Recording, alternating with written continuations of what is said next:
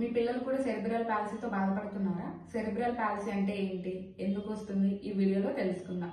Hi, this is doctor Shailaja, sports physiotherapist. మనం A to Z series start చేసాం కదా. ఈ రోజు లెటర్ సి అంటే సెరెబ్రల్ పాలసీ.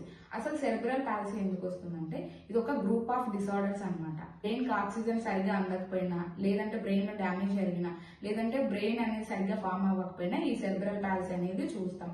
ఇది ఎక్కువగా పిల్లల్లో చూస్తాం అనమాట. ప్రెగ్నెన్సీ టైంలో కానీ, లేదంటే పిల్లలు పుట్టిన తర్వాత కానీ చూస్తాం.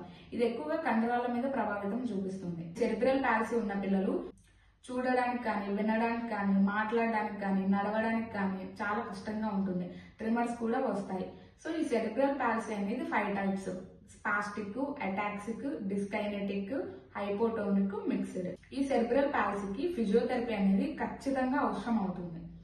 ఈ సెరెబ్రల్ పాలసీ ఉన్న పిల్లలు ఖచ్చితంగా ఫిజియోథెరపీ ట్రీట్మెంట్ తీసుకోవాలి. ఎందుకంటే మజిల్స్ అనేవి బాగా గట్టిపడిపోతాయి. Strengthening exercises, stretching exercises, weight training, posture ఇవన్నీ ట్రైన్ చేయాలి.